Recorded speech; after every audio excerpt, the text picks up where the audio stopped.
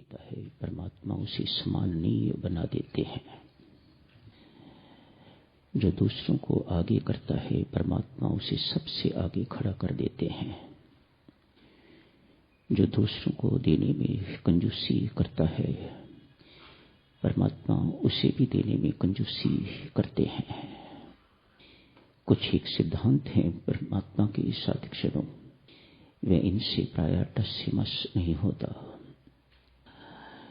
दूसरों को सम्मान देना चाहिए, दूसरों को आगे करने का स्वभाव होना चाहिए। सम्मान किस प्रकार का?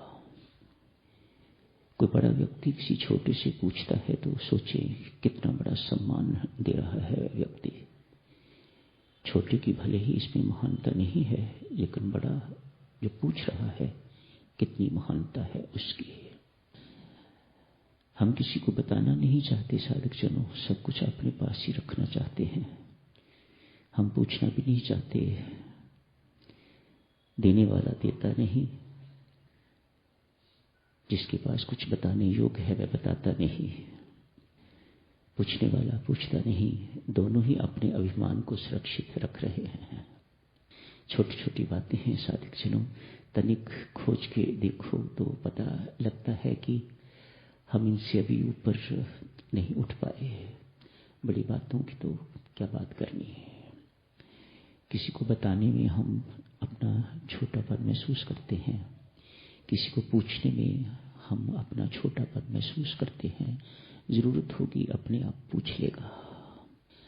ये सब के सब साधक जनों अपने अपने अभिमान को सुरक्षित रखने की बातें हैं। कल के उपनिषद से चर्चा चल रही थी। अग्निदेव जाते हैं, जो व्यक्ति प्रकट हुआ है ये कौन है? कोई यक्ष दिखाई देता है, पता करके आओ ये कौन है। अग्नि को उच्च देवता माना जाता है, जीवा का देव। गए हैं, जाके यक्ष को राम राम हुई है उनके साथ। गया तो अभिमानी बन के, लेकिन उस यक्ष ने, उस परमात्मा ने अभिमान चकनाचूर कर दिया है। कौन है आप? कैसे आए हैं? क्या गुण है आपके अंदर?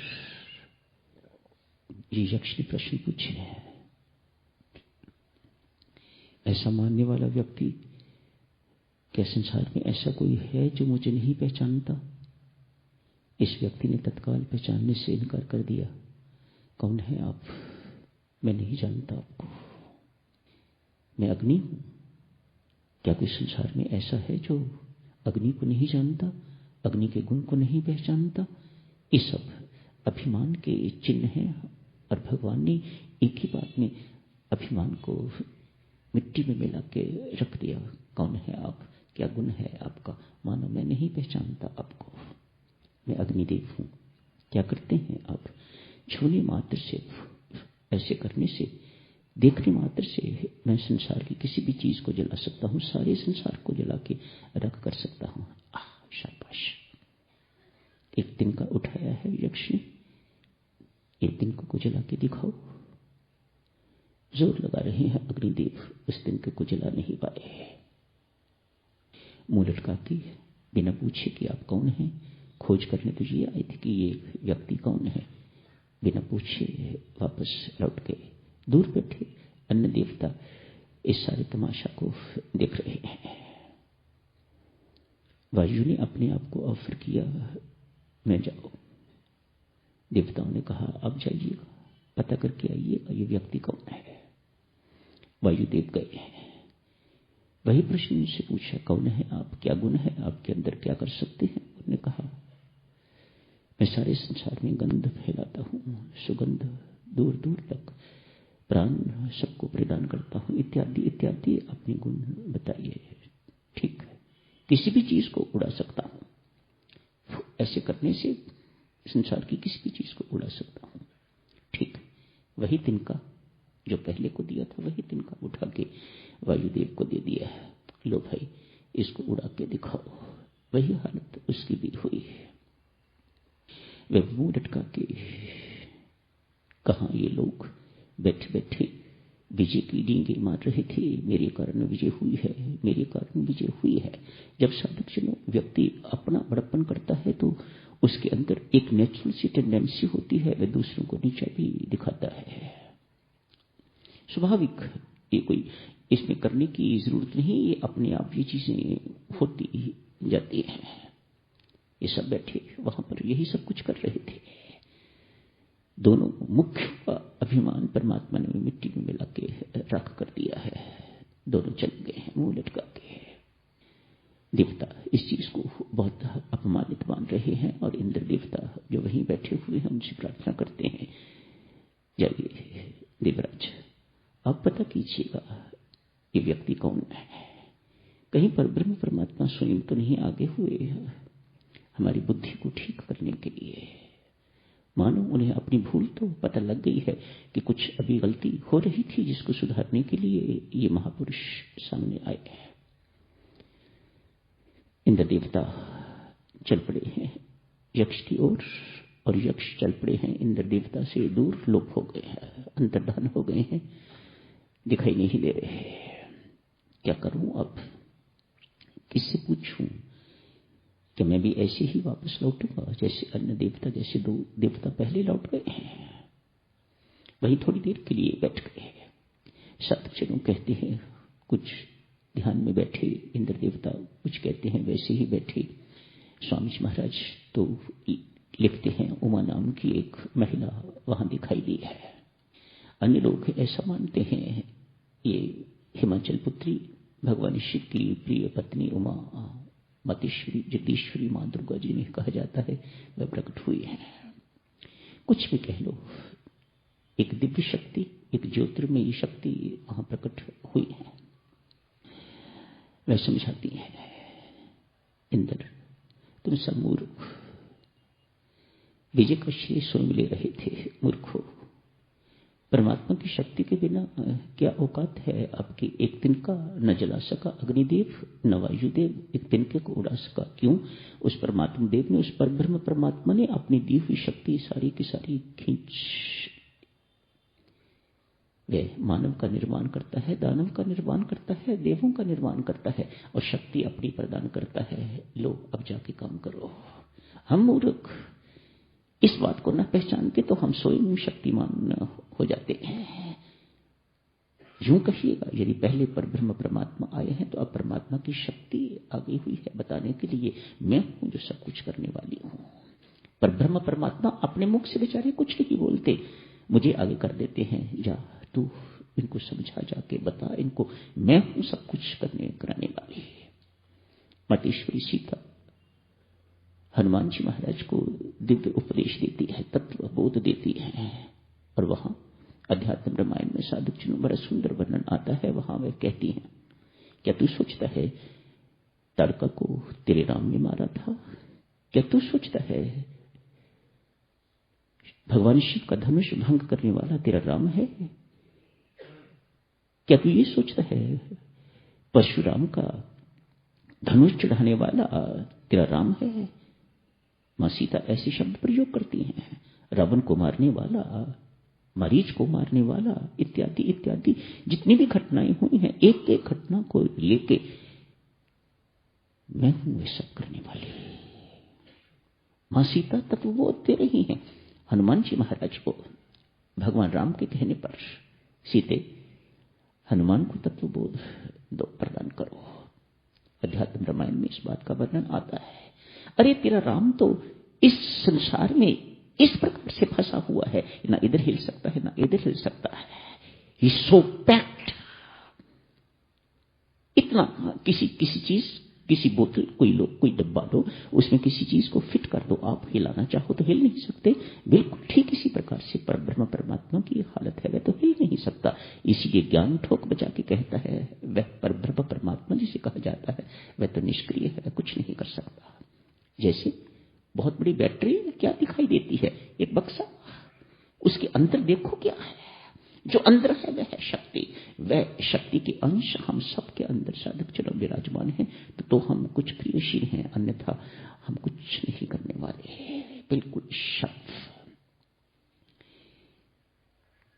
मां समझाती है, इंद्र वास्तविक विजय वह नहीं जिसकी दूती आप लोग बजा रहे थे।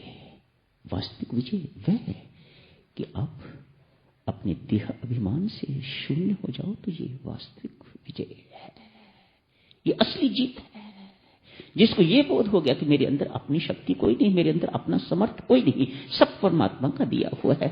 परमात्मा किसी वक्त भी अपनी शक्ति को खींच के हमें शक्तिहीन बना सकता है, हमेशा बना सकता है। वही होता है, मर जाते हैं क्या होता है, परमात्मा अपनी शक्ति खींच लेता है तो चार भाई उठा के ले जाते हैं उसे जलाने के लिए। अब ये किसी काम का नहीं, शव हो गया है। आज सत्संग उपनिषद सार के अंतर्गत स्वामी जी महाराज ने प्रथम प्रसंग लिया है कर्म। इसमें बृहदारण्यक उपनिषद की कथा का वर्णन आया है।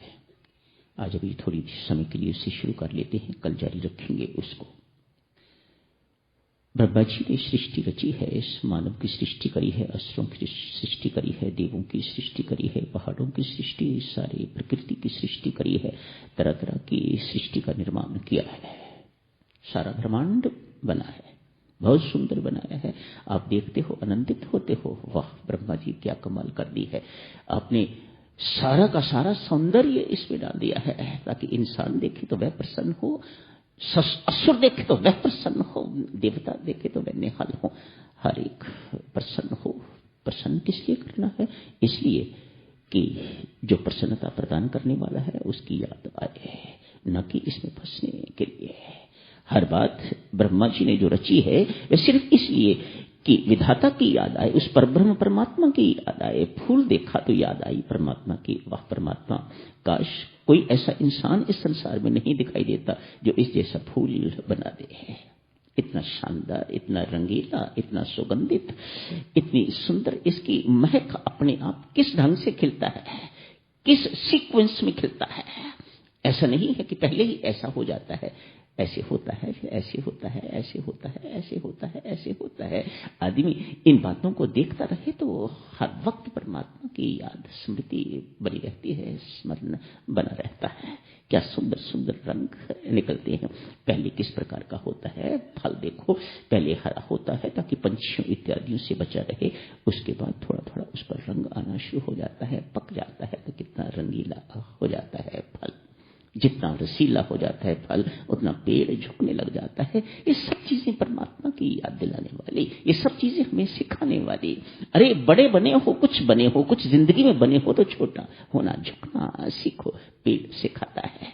वह जितने पके हुए फल, जैसे जैसे फल पकते जाते हैं तैसे तैसे फल, पेड़ जो है वह नीचे झुकता जाता है। पके हुए फल की तरह एक इंसान को भी झुकना सीखना चाहिए। आज ब्रह्मा जी के पास देवताओं के प्रतिनिधि, मानव जाति के प्रतिनिधि और असुरों के प्रतिनिधि एक गए हैं। कहा महाराज आपने हमारा निर्माण तो कर दिया है, लेकिन हमें सही जीने का ढंग नहीं आया, मेहरबानी करके हमें सिखाएं हमारा जीवन यापन किस प्रकार से व्यतीत होना चाहिए। ब्रह्मा जी के पास उपदेश लेने के लिए 3 व्यक्ति चले गए हैं। देवताओं के प्रतिनिधि, मानव के प्रतिनिधि और असुरों के प्रतिनिधि 3 बैठ गए हैं। जाके प्रणाम किया, बैठो। क्या चाहते हो? कहा महाराज शाश्वत सुख चाहते हैं, परम सुख चाहते हैं, आत्म सुख चाहते हैं, अक्षय सुख चाहते हैं। हर एक की मांग यही है। देखो देवता भी यही चाहते हैं, असुर भी यही चाहते हैं, मानव भी यही चाहते हैं। हमारी खुशकिस्मती है साधक चलो हम इसको प्राप्त कर सकते हैं, वे बेचारे प्राप्त नहीं कर सकते। वे इसके लिए रोते रहते हैं, बिलखते रहते हैं, मानो अंदर से चाह नहीं है, लेकिन उन्हें पता है हमारी मजबूरी है, हम कर्म नहीं इस प्रकार के कर सकते कि हम आत्म सुख को प्राप्त कर सकें। ये श्रेय मानव को ही प्राप्त है। इसलिए मानव इन सबसे बहुत आगे है। वह जो चाहता है, जो इष्ट है, वह उसे प्राप्त कर सकता है और करता भी है। विधाता ने सुना, ब्रह्मा जी ने सुना, प्रजापति, उपनिषदों में इनको प्रजापति कहा गया है। प्रजापति ने सुना, इन तीनों की एक ही समस्या है। ये तीनों के तीनों ब्रह्म सुख चाहते हैं, शाश्वत सुख चाहते हैं, परम सुख चाहते हैं। इन तीनों को अपने पास बैठा के वत्स, तुम्हारी तीनों की एक ही समस्या है, तो उनको समाधान भी एक ही है। एक ही शब्द आप तीनों के लिए, जो अक्षर द से शुरू होता है, आज स्वामी जी महाराज ने लिखा है इसे कर्म के अंतर्गत, द अक्षर से शुरू होने वाला शब्द आपके लिए, द अक्षर से शुरू होने वाला शब्द आपके लिए, द अक्षर से शुरू होने वाला शब्द आपके लिए। देवों के लिए भी वही शब्द, द से शुरू होने वाला शब्द अलग अलग, लेकिन अक्षर द से शुरू होने वाले तीन शब्द। जाओ चिंतन वर्णन करो और उसके बाद मुझे मिलो, बताओ मुझे कि आप क्या समझ पाए हो। सबसे पहले कुछ देर चिंतन मनन करने के बाद देवता उठे हैं, प्रणाम किया, कहा विधाता जाने की इजाजत दीजिएगा। क्या मेरी बात समझ में आ गई जो मैंने कहा? हाँ। क्या समझे हो मुझे बताओ, मेरी तसल्ली के लिए, ताकि जाने से पहले मैं संतुष्ट महसूस करूं कि आप मेरी बात को समझ गए हो। देवता प्रणाम करके कहते हैं, महाराज आपने हमें हुक्म दिया है, हम बहुत विषयी हैं, हम अपने जितने भी पुण्य किए हुए हैं उनका क्षय कर रहे हैं, उनका भोग रहे हैं, और भोगने में बड़े माहिर हैं, हम खूब भोग रहे हैं। वहां पर हमें किसी प्रकार की कोई डिफिकल्टी नहीं है, न हमारा इंद्रियों पर संयम है, न हमारा मन पर संयम है, किसी चीज के ऊपर हमारा कोई संयम नहीं है। द अक्षर से शुरू होने वाला शब्द हमारे लिए है, दमन का जीवन व्यतीत करो, अपनी इंद्रियों को संयमित करो। दमन शब्द देवताओं के लिए है। कल कर लेंगे चर्चा साधक, बाकी दो शब्दों की। मानव को क्या कहा है, क्या शब्द उनके लिए हैं, असुरों के लिए क्या शब्द है। बहरहाल याद रखिएगा, तीनों शब्द अक्षर द से ही शुरू होते हैं। मानव को दान करने के लिए कहा है और असुरों को अपने स्वभाव पर दमन करने के लिए कहा है। अपने स्वभाव पर काबू रखो। देता है परमात्मा उसे सम्माननीय बना देते हैं। जो दूसरों को आगे करता है परमात्मा उसे सबसे आगे खड़ा कर देते हैं।